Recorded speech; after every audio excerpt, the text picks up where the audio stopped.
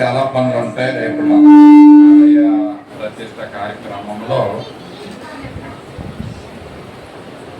ఆ సమయంలో ఏ పనులు ఉన్నాయో మీరు ఆ పనులను చూసి మీరు ఆ పనులని సర్దుకోవాలండి. ఎవరో చెప్పరు అక్కడ అంటే పలానా పని చెయ్యాలని చెప్పగానే మీరు ఆ పనిని చూసి మీరు ఆ సమయంలో హెల్ప్ చేయాలి, ఇతరులకి సహాయం చెయ్యాలి.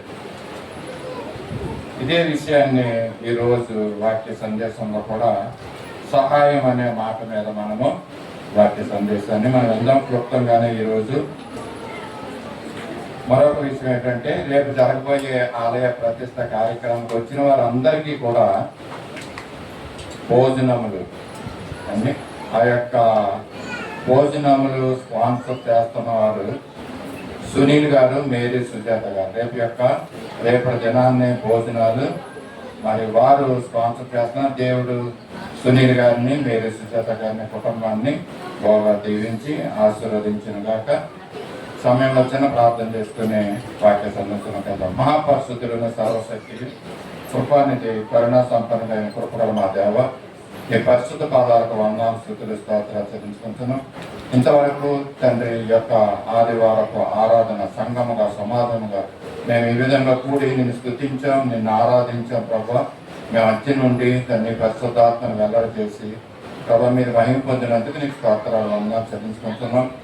ఈరోజు ప్రాముఖ్యమైనటువంటి సందేశం నీ యొక్క జీవపు మాటలు మేము వినడానికి మేము సిద్ధపడుతుండగా మమ్మల్ని అందరినీ కూడా మా హృదయాన్ని నీతో పెట్టుకోవడానికి సహాయం చేయండి. ఆటంకపరిచే శక్తులన్నింటినీ దూరపరచమని కోరుతున్నాం. మీరే అధ్యక్షత వహించండి. ప్రారంభం నుండి చివరి వరకు మీరుండి మాకు ఆశీర్వాదకరంగా, మీకు మహిమకరంగా ఈ యొక్క కార్యము సందేశం ఉండడానికి నీకు కృప చూపించండి. వట్టి వాడిని నన్ను నిష్ప్రయోజకునైన నన్ను ప్రభా నీ చేతులు ఎత్తుపెట్టుకోండి. నీ యొక్క పాత్రగా నన్ను వాడుకోండి. నీ యొక్క బోరగా నన్ను వాడుకొని మీరు భయం పొందమని కోరుతున్నాం తండ్రి. కొన్ని మాటలు మేము ఆలకించి తండ్రి ఆ మాటలను బట్టి మా జీవితాలు మేము సరి చేసుకుని నీ చిత్త ప్రకారంగా మేము జీవించడానికి ప్రభా అనేక మందికి ఆశీర్వాదకరంగా, మాకు దీవెనకరంగా మేము జీవించడానికి కృప చూపించుకొని యేసయ్య పరిశుద్ధ నామములో అడిగి వేడుకొంచున్నాం తండ్రి. ఆమేన్, ఆమేన్. మనం ఏ పని చేయాలన్నా దేవుని యొక్క సహాయము చాలా అవసరం. ఇప్పుడు వరకు అయ్యే మాటలు చెప్పి విన్నామండి మనం కదా. సాక్ష్యాల్లో అయితేనేమి, మేరీ సుజాత గారు చెప్తున్న విషయాల్లోనైతేనేమి దేవుడు మాకు ఎంతగానో సహాయం చేశాడండి. మేము ఒకప్పుడు ఇలాగ ఉన్నాం, దేవుడు ఇంతగా మమ్మల్ని ఆశీర్వదించడానికి ఆయన చేసిన సహాయమే, మేము కాదు అని వారు చెప్పిన సాక్ష్యాలు మనం విన్నాం. అంతేకాకుండా కుస్మా గారు చెప్పిన సాక్ష్యం ఎంతమంది విన్నారో తెలీదు. ఆమె కూడా చక్కని 2 మాటలు చెప్పింది. ఏంటంటే ఆమె దేవుడు చేసిన సహాయం ఏ విధంగా డ్రైవింగ్ విషయంలోనైతేనేమి, ఆ యొక్క వాహనము కొనుక్కునే విషయంలోనైతేనేమి దేవుడు చేసిన సహాయం. రెండో మాట చెప్పారు ఏంటంటే అది ఆయన హస్తము. రండి, జ్ఞాపకం ఉందా మీకు? ఆమె డ్రైవింగ్ చేయడానికి ఇబ్బంది పడినప్పుడు కుడి చేతితో డ్రైవింగ్ చేస్తారంట. ఆ డ్రైవింగ్ చేయడానికి ఆమె కుడి చేతిని దేవుడు పట్టుకుని డ్రైవింగ్ చేయించాడు. అంటే సులభంగా డ్రైవింగ్ చేయగలిగింది ఆమె కదా. ఇవే కాదు, చాలా చాలా పనులు మేరీ సుజాత గారి విషయంలోనైతే, కుస్మా గారి విషయంలోనైతేమి మనందరి జీవితంలో కూడా దేవుడు ఆయా సమయాల్లో ఆయా రీతిలుగా దేవుడు మనందరికీ కూడా సహాయం చేస్తూనే వస్తున్నాడు. ఆయన సహాయం చేస్తున్నాడు కాబట్టి మనము బ్రతికి బట్టకట్టి ఈ దినాన్ని ఈ విధంగా ఉండగలుగుతున్నాం కదండి. మరి దేవుని యొక్క సహాయం మనందరికీ తెలుసు, దేవ సహాయం అంటారు. రండి, ఈ పేరు ఎప్పుడైనా విన్నారండి? దేవ సహాయం.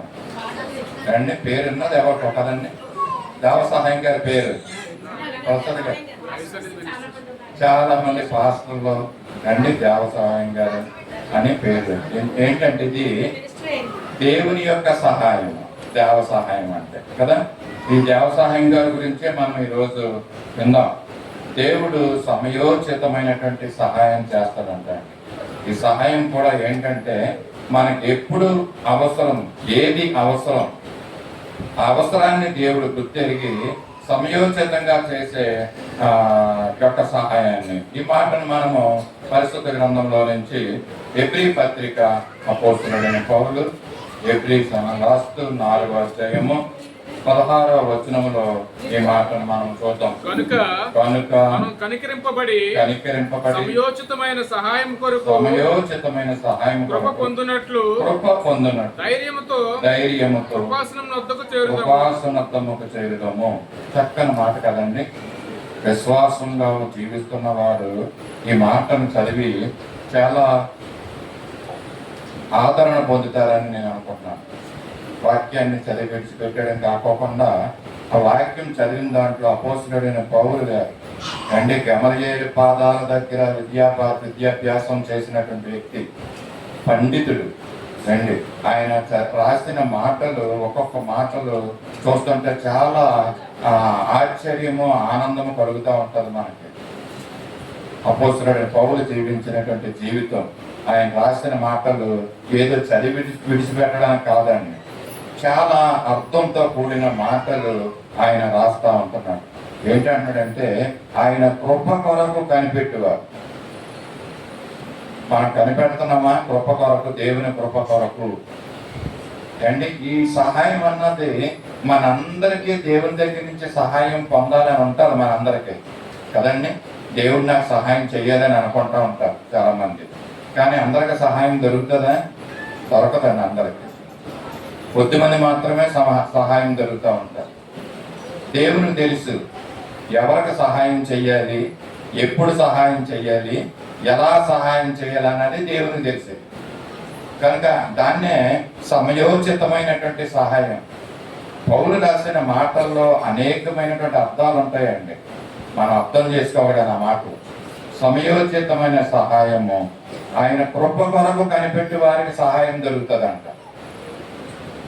కానీ మనం ఎంతమంది మనము దేవుని యొక్క కృప కొరకు కనిపెడుతున్నాము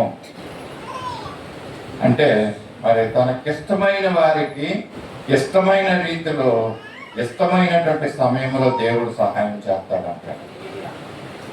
God acts in his own people, in his own time, in his own style. దేవుడు తనకిష్టమైనటువంటి ప్రజలకు ఇష్టమైన సమయంలో ఇష్టమైన రీతిలో ఆయన సహాయం చేస్తాడు. మరి ఆయన కృప కొరకు మనము కనిపెట్టాలండి. దేవుడు సమయోచితమైన సహాయము చేస్తున్నాడంటే ఆయన అన్ని కోణాల్లో ఆలోచిస్తాడంటండి.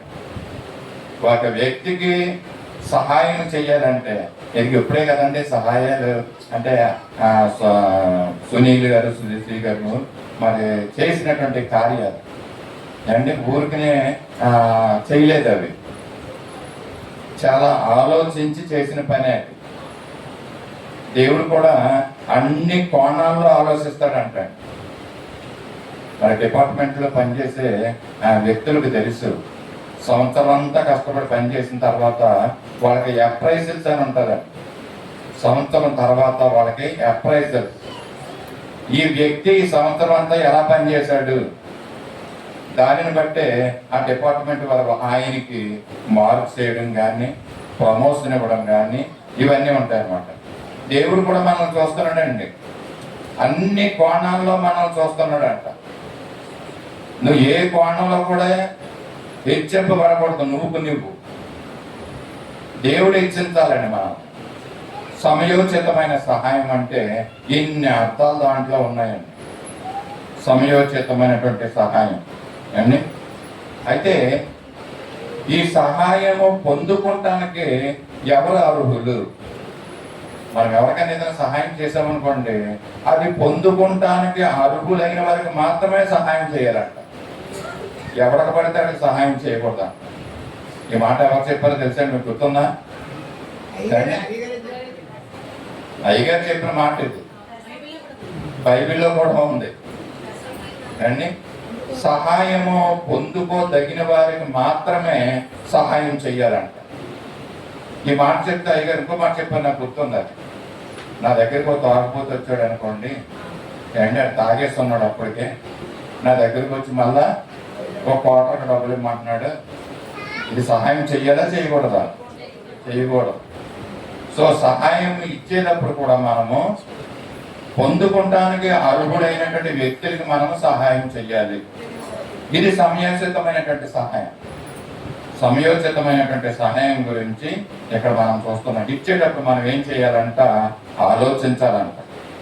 ఎవరికి ఇవ్వాలి, ఎందుకు ఇవ్వాలి, ఆ వ్యక్తి యొక్క అవసరం ఏంటి, ఇచ్చిన తర్వాత ఆ వ్యక్తి దాన్ని నిజంగా ప్రయోజనకరంగా ఆ ఇచ్చిన వస్తువును కానీ మరి దాన్ని ఉపయోగించుకుంటాడా, ఇది కూడా మనం చూడాలంటే. దేవుని సహాయానికి మాటకి మరి సమయోచితమైన సహాయానికి ఎన్ని అర్థాలు ఉన్నాయండి. సో బైబిల్లోకి వెళ్దాము, పరిశుద్ధ గ్రంథంలో. మళ్ళా దేవుని సహాయము పొందినటువంటి వ్యక్తి, ఒక వ్యక్తిని జ్ఞాపకం చేసుకుందాం.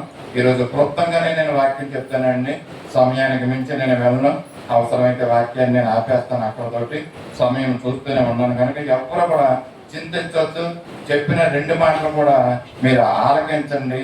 మీరు ఉదయంలో ఆ మాటలు వచ్చేసేలా చూడండి, పని చేసేలాగా చూద్దాం. మనం నిర్మకాండము 18వ అధ్యాయము 3-4 వచనాల్లో మనం ఈ మాటలు చూద్దాం.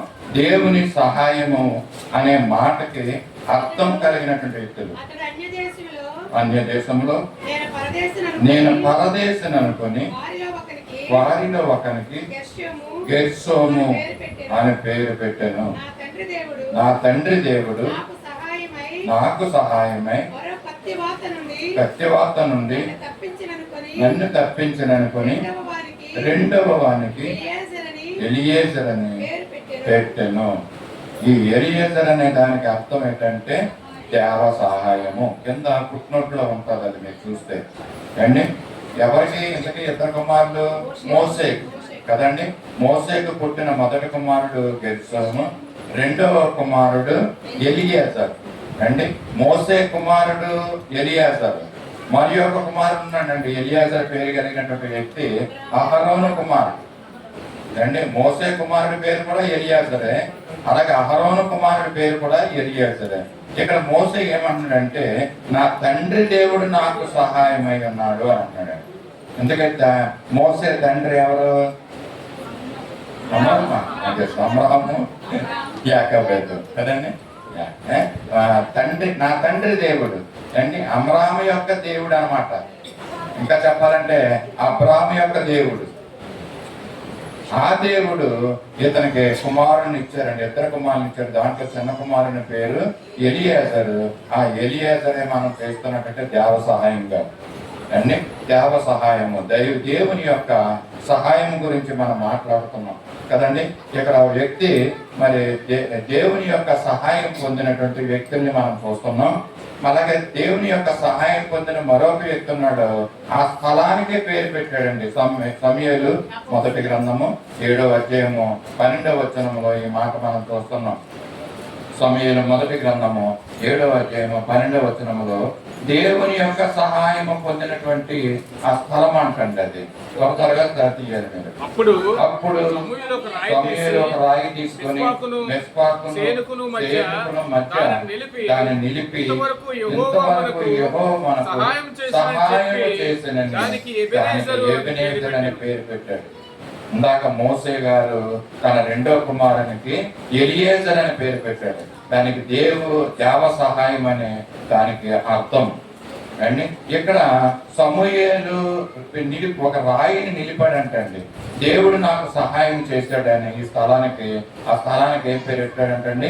ఎబెనేజర్ అని పేరు పెట్టాడండి.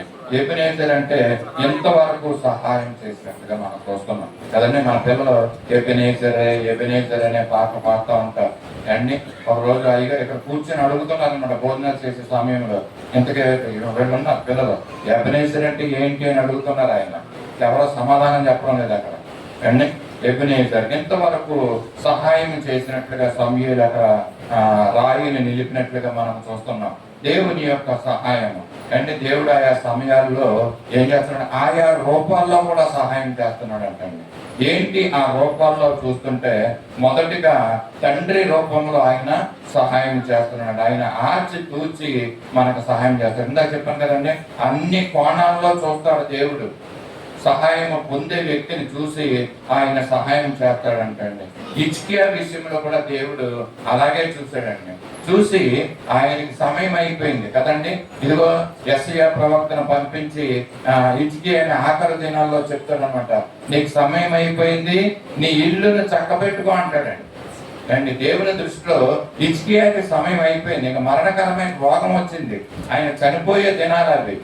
అలాంటి సమయంలో చనిపోయే దినాల్లో యెషయాని పంపించి ఇదిగో నీ ఇల్లు చక్కబెట్టుకొని అంటే ఆయన ఏం చేశాడంటే దేవుని దగ్గర ప్రార్థించాడు, కొంత ఆయుష్ను తీసుకున్నాడు, ఇది బాగానే ఉంది అండి. అయితే దేవుడు అతనికి సమయం ఇవ్వలేదండి, ఆయన రికార్డులో లేదంట యాక్చువల్ గా. కానీ నినివే పట్టణస్థులకు అయితే మరి ఆయన సమయం ఇచ్చాడండి అండి. మారు మనసు పొందుతారని ఆయన యోనా ప్రవక్తను పంపించి వాళ్ళకి మారు మనసు కలిగేలా ప్రకటించమన్నాడు. మరి ఆ విధంగా ఆ యోనా ప్రవక్త వెళ్ళి ఆ నినివే పట్టణస్థులు ప్రకటించిన తర్వాత నిజంగానే వారు మారు మనసు పొందారు. ఏంటంటే ఇక్కడ యెషయాకి సమయం ఇవ్వడానికి ఇష్టపడలేదు, కానీ నినివేకి దేవుడు సమయం ఇవ్వడానికి ఇష్టపడ్డాడండి అండి. సమయము గురించి ఇక్కడ చూస్తున్నాం. ఒక్కొక్క విధంగా దేవుడు చేసే సహాయము మరి హిజ్కియా విషయంలో ఒకలాగా ఉంది, నినివే పట్టణస్థుల విషయంలో ఒకలాగా ఉందండి ఈ సమయం దేవుని యొక్క సహాయము అంటే. అందుకే అడిగినప్పుడు ఆయన చిత్తమే మనము సిద్ధించిన గాక అనాలంటాడు అండి. హిజ్కియా ఆ విధంగా అడగలేదు, ప్రభువా ఇదిగో నేను నీ కొరకు అది చేశాను ఇది చేశాను జ్ఞాపకం చేసుకో నాకు అనేసి దేవుని దగ్గరికి వచ్చి ప్రార్థన చేస్తా ఉంటున్నాడు అండి. మనం ప్రార్థన చేసినప్పుడు కూడా ఎలా ప్రార్థన చేయాలంటే, నాకు అది కావాలి ఇది కావాలని ప్రార్థన చేయకూడదు. మనం చేయవలసిన ప్రార్థన ఏంటంటే, నీ చిత్తం నా జీవితంలో నెరవేర్చు ప్రభువా, ఇదిగో నీ చిత్తమైతే ఇది నాకు ఇవ్వు, ఇదిగో నీ చిత్తమైతే నా కుమార్తెగా వివాహం సిద్ధపరచు, నీ చిత్తమైతే నాకు ఉద్యోగం ఇవ్వు ప్రభా, ఉద్యోగం, నీ చిత్తమైతే నాకు ఒక గృహం ఇయ్యి. అంటే ఏంటి, నీ చిత్తంలో లేకపోతే నాకు వద్దని చెప్పాలమ్మా. యేసుప్రభుడు వారు కూడా అలాగే ప్రార్థన చేశారు కదండి. గెత్సేమనే దగ్గరికి వెళ్ళి ఏం చేశాడు, ఇదిగో నీ చిత్తమే సిద్ధించను గాక, ఈ గిన్నె నా అతను తొలగించినప్పుడు అయినను నీ చిత్తమే యేసుప్రభుడు వారు చెప్తా ఉంటారు. మన జీవితంలో కూడా మనం ఏం చెయ్యాలంటే, ఎప్పుడు మన దేవుని ప్రార్థించినప్పుడు నీ చిత్తం నెరవేర్చబడాలని ప్రార్థన చేయాలి. యెషయా అలా ప్రార్థన చేయలేదు అండి. యెషయా కాదు, ఎవరంటే హిజ్కియా అలా ప్రార్థన చేయలేదు. మనము ప్రార్థన చేయవలసింది ఏంటంటే, ఇక నుంచి ప్రభువా నా జీవితంలో నీ చిత్తాన్ని నెరవేర్చు, నా సొంత ప్రయత్నాలు వద్దు, మనం సొంత ఆలోచనలు వద్దు, దేవుని చిత్తం మన జీవితంలో నెరవేరడానికి మనం ఏం చేయాలంటండి, సజీవ యాగముగా ఆయనకు అప్పగించుకోవాలంట.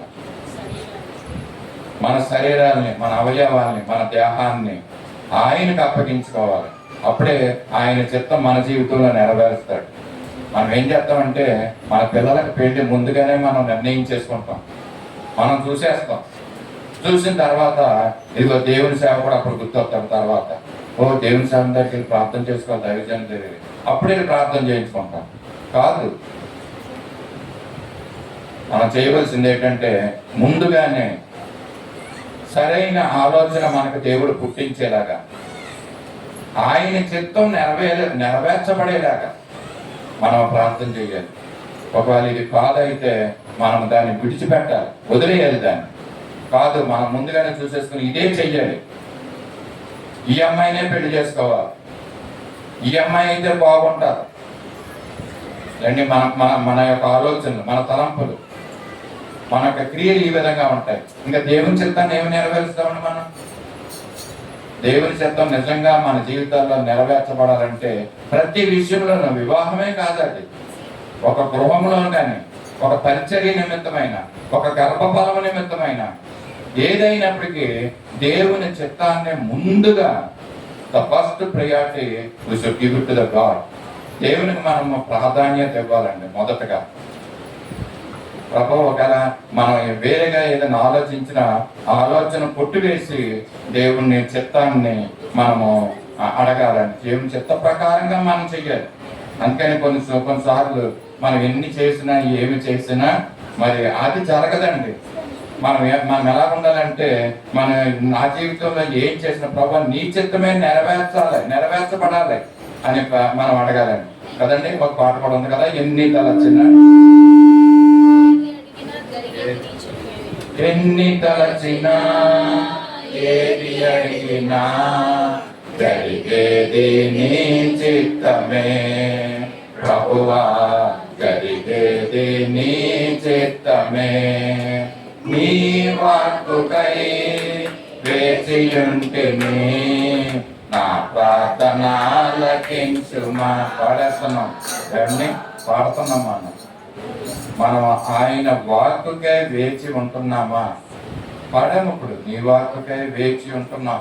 మనం వేచి ఉండడం లేదండి, మనం ముందుగానే డిసైడ్ అయిపోతున్నాం. ముందుగా మనం డిసైడ్ అయిపోయి దేవుని సేవకం చెప్తున్నాం, దేవుని దగ్గర చెప్తున్నాం. దానికన్నా ముందు దేవునికి దగ్గర మనము విన్నవించాలండి. మన యొక్క కోరిక, మన యొక్క పని ఆయన దగ్గర సబ్మిట్ చేయాలి. మనం దేవుడు ఏం చెప్తాడో దానికోసం మనం ఏం చేయాలండి? వేచి ఉండాలి. ఎంతమంది మన కుటుంబంలో, మన జీవితాల్లో జరగబోయే విషయాలు దేవుని పాదాల దగ్గర పెట్టి ఆయన ఇచ్చే సమాధానం కోసం వెయిట్ చేసేవాడు ఎంతమంది ఉన్నారు? నో. మన తెలివితేటలు, మన జ్ఞానం,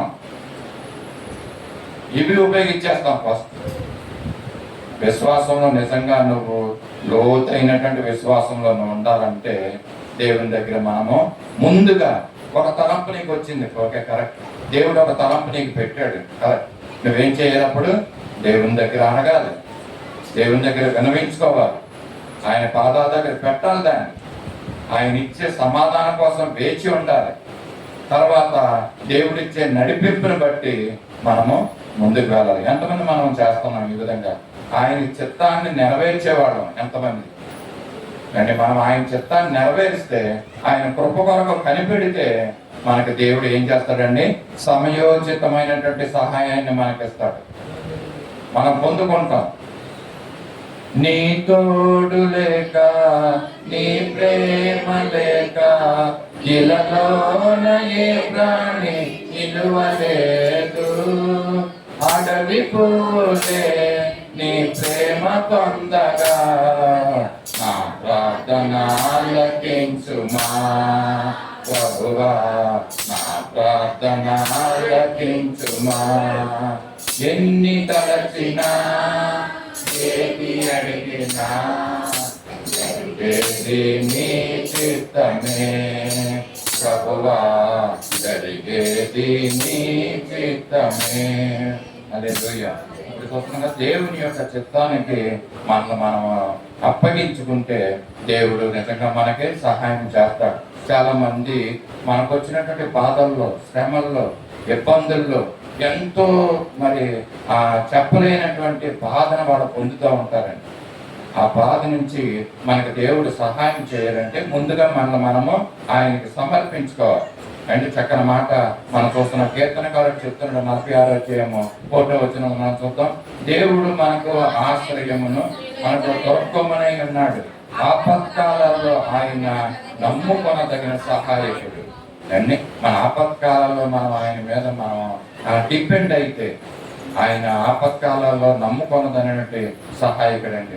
తండ్రి అయిన దేవుడు మనకి సమయోచితమైనటువంటి సహాయాన్ని చేస్తున్నాడు. కుమారుడైన దేవుడు కూడా తండ్రి ఏ రూపాల్లో దేవుడు మనకు సహాయం చేస్తున్నాడు. కుమారుడైన దేవుడు ఏ విధంగా సహాయం చేస్తున్నాడు? ఎబ్రీ పత్రిక 13వ అధ్యాయము 5-6 వచనాల్లో ఈ మాటలు మనం చూద్దాం.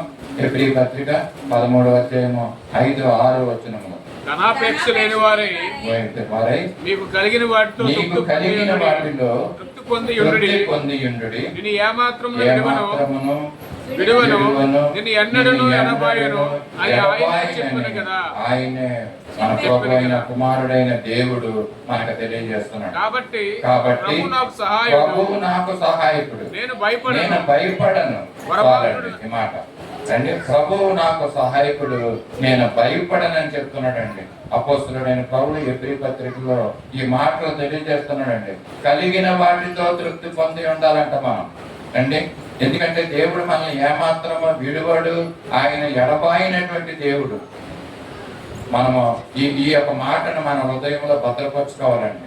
నన్ను విడిచిపెట్టే దేవుడు కాదు నా దేవుడు. ఆయన ఎడబాయడండి.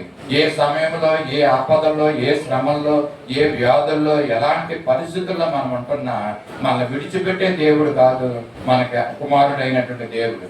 తండ్రి అయిన దేవుడు మనకు ఆపత్కాలాల్లో సహాయం చేస్తున్నాడు. కుమారుడైన దేవుడు కూడా మనకు సహాయం చేస్తున్నాడు. పౌలు చాలా గట్టిగా చెప్తున్నాడు ఈ మాట, ప్రభువు నాకు సహాయకుడు, నేను భయపడను అంటున్నాడండి. ఆయన ఏ పరిస్థితుల్లో కూడా ఆయన భయపడలేదండి. కుమారుడైన క్రీస్తుని గురించి ఇంకో మాట ఎబ్రీ పత్రిక 2:18 మరొక మాట, చక్కని మాట మనకు చెప్తున్నాడు. మనం ఎదుర్కొనేటువంటి పరిస్థితులండి, తాను శోధింపబడి శ్రమ పొందిన కనుక శోధింపబడి వారికి సహాయం చేసే దేవుడు అంటండి ఆయన. అండి ఇది మనం ఈరోజు మాట్లాడుకున్నటువంటి సందర్భం. దేవ సహాయం, దేవుని యొక్క సహాయము అంటే కుమారుడైన క్రీస్తు మన నిమిత్తమైన పరలోకాన్ని విడిచిపెట్టి రిక్తులుగా చేసుకుని మనుషుని పోలికగా ధరించుకుని దాసుని రూపాన్ని ధరించుకుని ఈ లోకానికి వచ్చి ఉన్నాడు మన నిమిత్తం అండి ఆయన. అండ్ ఆయన వచ్చిన తర్వాత అనేకమైన శోధనలు భరించాడు ఆయన. శోధనలు ఇది కూడా ఇదే మాట్లాడుతాం కదా, తాను శోధింపబడి శ్రమ పొందిన కనుక శోధింపబడిన వారికి ఆయన సహాయం చేస్తాడంట దేవుడు. ఆయన చేసి శక్తివంతుడైనటువంటి కుమారుడైన క్రీస్తు, తండ్రి అయిన దేవుడు కుమారుడైన క్రీస్తు మనకు సహాయం చేస్తున్నాడంటే ఆయా రూపాల్లో. కుమారుడైన క్రీస్తు కూడా మరొక మాట, ఆత్మదేవుడు కూడా మనకు సహాయం చేస్తున్నాడు. పరిశుద్ధాత్మ దేవుడు తండ్రి అయిన రోమాపత్రిక 8:26 ఈ మాట మనం చూస్తాం. తండ్రి అయిన దేవుడు, కుమారుడైన దేవుడు, పరిశుద్ధాత్మ దేవుడు ఆత్మయు మన బలహీనతను చూసి సహాయం చేస్తున్నాడు అండి. పరిశుద్ధాత్మ దేవుడు కూడా మనకు ఉన్నటువంటి బలహీనతను చూసి ఆ బలహీనతలో మనకు సహాయం చేస్తున్నాడు. యేసు ప్రభువు వారు ఎక్కడైతే పునరుద్ధానుడై వెళ్ళిన తర్వాత ఈ మాట ముందు చెప్పానండి కదా, మనకు ఆదరణకర్తను పంపించాడు ఇక్కడికి. పరిశుద్ధాత్మ దేవుడు ఇక్కడికి వచ్చి మనందరికీ సహాయం చేస్తున్నాడండి. అంతేకాదు ఆయన మనందరినీ సిద్ధపరుస్తున్నాడంట. ఆయన పరలోక రాజ్యానికి తీసుకుని వెళ్ళడానికి పరిశుద్ధాత్మ దేవుడు మనం సిద్ధపరుస్తున్నాడు. ఇక్కడ యేసు ప్రభువు వారు ఆ రెండో రాకల్లో ఆ మధ్యాకాశంలోకి వస్తున్నప్పుడు ఇదిగో ఈ పరిశుద్ధాత్మ దేవుడే ఒక పెండ్లి కుమార్తెగా సార్వత్రిక సంఘాన్ని సిద్ధపరిచి యేసు ప్రభువు దగ్గరికి మనం తీసుకుని వెళ్ళడం మనం చూడొచ్చు మన రాబోయే దినాల్లో. అండి ఆత్మయు మన బలహీనతలను చూసి సహాయం చేస్తున్నాడు అంటండి. మనము బలహీనులుగా ఉంటున్నప్పుడు ఆయన మనల్ని బలపరుస్తున్నాడండి. బలహీనులైన మమ్మెంతగానో ప్రేమించి అంచలంచలుగా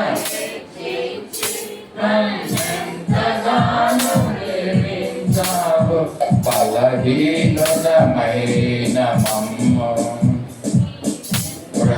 బలహీనులుగా ఉంటున్నప్పుడు దేవుడు మనల్ని బలపరుస్తున్నాడు. పరిశుద్ధాత్మ దేవుడు మనం బలపరుస్తున్నాడు అండి. స్టెఫను మరి యొక్క శ్రమను పొందినప్పుడు పరిశుద్ధాత్మ దేవుడు ఆయన ఆవరించిందంట. పరలోకము తెరవబడడం ఆయన చూస్తున్నాడండి. అండి ఆత్మదేవుడే అతను ప్రేరేపించిన ఆత్మ అంటాడండి. అంటే అపోస్తల కార్యాలు 6:10 ఈ మాటను మనం చూడవచ్చు. ఆత్మదేవుడు అతను ఆవరించి పరిశుద్ధాత్మతో నిండుకొని వాడే తన స్వరేణ మాట్లాడటందు అతడు అగుపరిచిన జ్ఞానమును అతన్ని ప్రేరేపించి ఆత్మను ఎదుర్కోలేకపోయారు. స్టెఫన్ ఇక్కడ తన ఆత్మతో ఆవరించబడ్డాడు, పరిశుద్ధాత్మతో నింపబడ్డాడండి. పరిశుద్ధాత్మ దేవుడు స్టెఫన్ని మరి ఇంతగా హింసిస్తున్నప్పటికీ కూడా అవన్నీ కూడా ఆయన సహించాడండి. ఆయన పరలోక రాజ్యాన్ని చూస్తున్నాడు ఇక్కడ కదా. ఇక్కడ తండ్రి అయిన దేవుడు, కుమారుడైన దేవుడు, పరిశుద్ధాత్మ అయిన దేవుడు ఆ రూపాల్లో వచ్చి మనకు సహాయం చేస్తున్నారండి.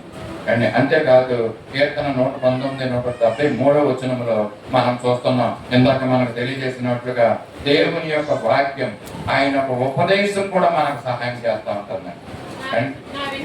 నా విన్నపము చేరనిమ్ము, నీవిచ్చిన మాట చెప్పున నన్ను విడిపింపు, నీ ఉపదేశమును కోరుకొని ఉన్నాను, నాకు సహాయం చేస్తుంది మాట. అండి ఎలాగ దేవుడు మనకు సహాయం చేస్తున్నాడు చూసారా. మనం ఈ విధంగా ఈ దినాన్ని మందిరంలోకి వచ్చి ఈ విధంగా కూర్చుని ఉన్నామంటే పరిస్థితులన్నింటినీ దేవుడు మనకు అనుకూలపరిచి ఉన్నాడంటే ఇది కేవలం దేవుని యొక్క సహాయము కాదా?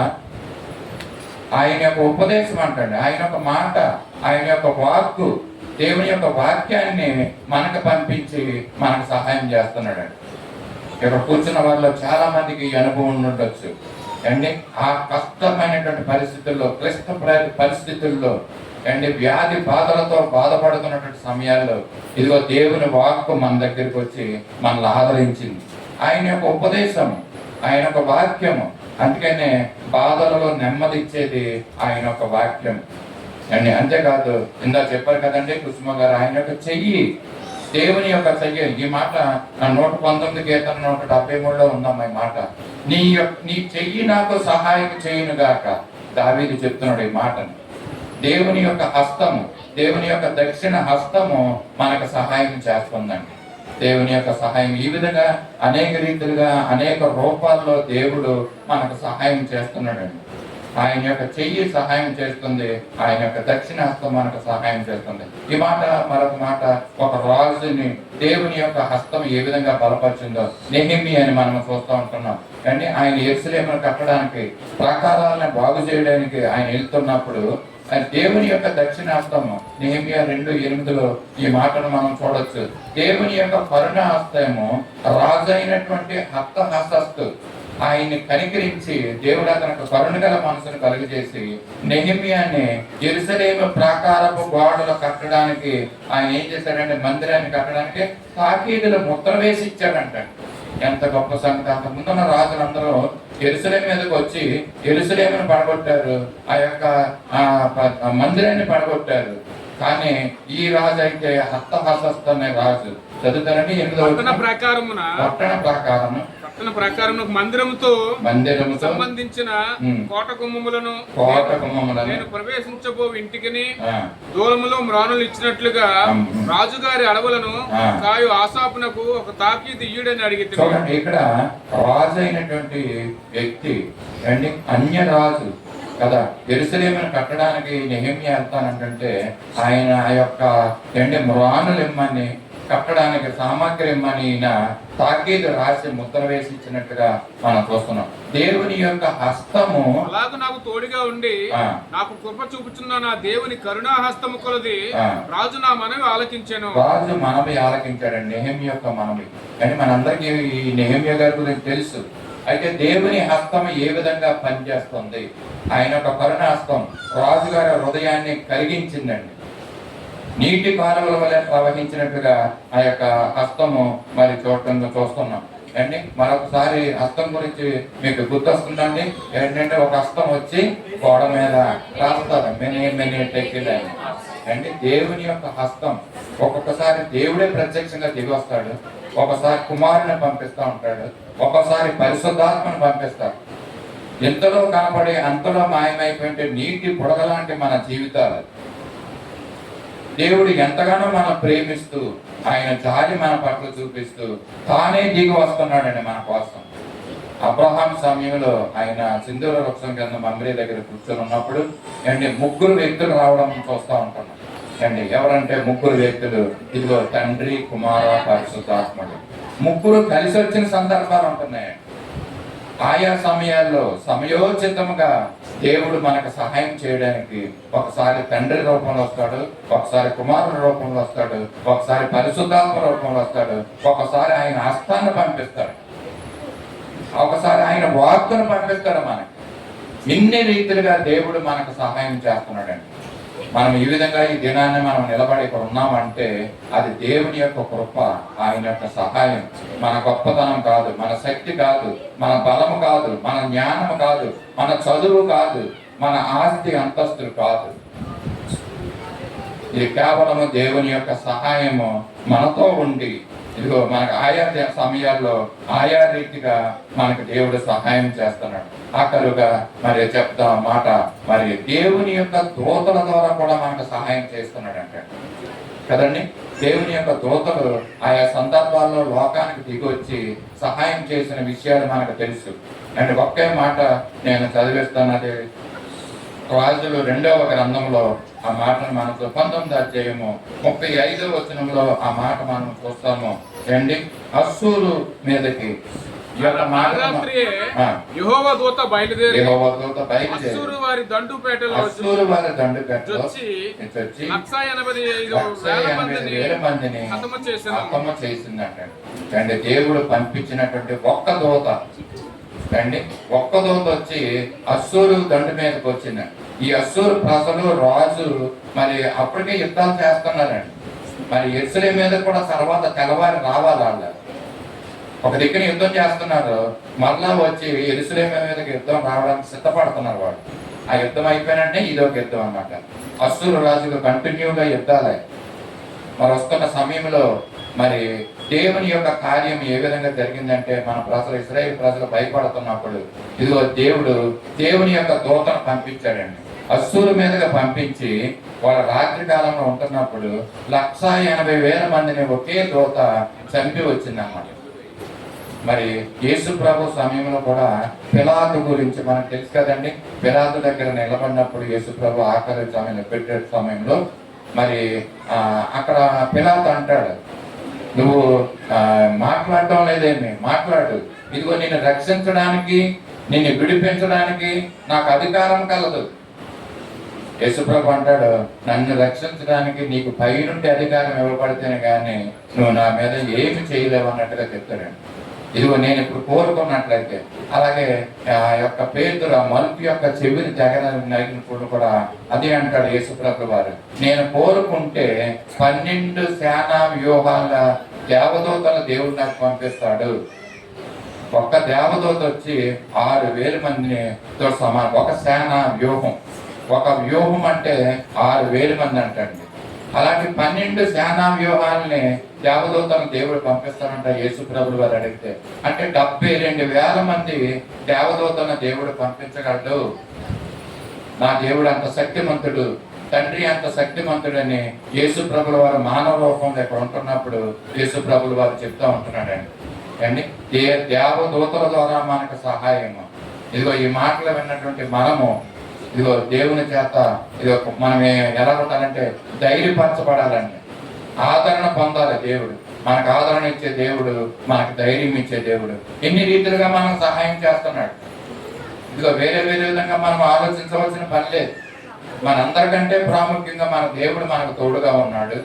మన దేవుడు మనకు సహాయం చేస్తున్నాడు. మనం చేయవలసిందల్లా దేవుడు ఏం చెప్తున్నాడంటే, ఆయనకి చిత్తానికి లోబడి ఉండమంటున్నాడు. మనుషుల చిత్తానికి లోబడద్దు, మనం దేవుని చిత్తానికి మనం లోబడి ఉంటే దేవుడు మనకి సమయోచితమైనటువంటి సహాయాన్ని దేవుడు చేయడానికి సిద్ధంగా ఉన్నాడండి. ఆయన కృప కొరకు మనం కనిపెడతాం. ఆయన కృపాసనం వద్ద మనం విన్నపాలు మనం సబ్మిట్ చేద్దాం. రీతిగా మాటలు విన్నటువంటి మనము దేవుని కొరకు ఆయన చిత్తానికి మనం లోబడి ఉందాం. ఆయన స్వాధీనంలో ఉందాం. మనం లోక విషయాల స్వాధీనంలోకి వెళ్ళద్దు. లోకాధిపత్య స్వాధీనంలోకి మనం వెళ్ళకూడదు. బాప్తిసం పొందాం, రక్షణ పొందాం, మారు మనసు పొందాం, విశ్వాసంగా జీవిస్తున్నాం. మన దేవుని యొక్క చిత్తాన్ని మనం అమలుపరుద్దాం. దేవుని యొక్క చిత్తానికి మనం లోబడి జీవిద్దాం. ఆ విధంగా జీవిస్తే దేవుడు తప్పుకోకుండా మనకు సహాయకారుడుగా ఉంటాడు. ఆయనకి మనకి ఆశీర్వాదాన్ని ఇస్తాడని ఈ మాటలు తెలియజేస్తూ ముగిస్తున్నాం. దేవుడు మనకు తెలియజేసిన ఈ మాటలను బట్టి ఆయన వినికుడిలో మంచి నేలను పడినటువంటి విత్తనాల వల్లే ఈ యొక్క మాటలు ఉండేలా మనము ప్రార్థన చేసుకున్నాం. మహాపరిశుద్ధుడైన సర్వశక్తి కృపానిధి, కరుణా సంపన్నుడైన కృపా దేవ, నీ పరిశుద్ధ పాదాలకు వందనాలు, స్తుతులు, స్తోత్రాలు చెల్లించుకుంటున్నామయ్యా. ఈ యొక్క మంచి దినమును, ఆదివారం దాన్ని పునరుత్థాన దినంలో మా తండ్రి నీ మందిరానికి మమ్మల్ని అందరినీ తోడుకుని వచ్చారు. దాన్ని బట్టి నీకు స్తోత్రాలు. చక్కని కార్యక్రమంలో సంతోషించడానికి మీరు కృపను అనుగ్రహించారు. అందుని బట్టి కూడా నీకు వందనాలు, స్తోత్రాలు చెల్లించుకుంటున్నాం. మేమందరము చేసిన ప్రార్థనలు ఇదిగో మీకు స్తుతులు చెల్లించాం. పాడిన పాటలు ప్రభా అన్ని నీకు అంగీకారం ఉండడానికి మీరు సహాయం చేయండి. కృప చూపించండి. మీకు వందనాలు చెల్లించుకుంటున్నాం.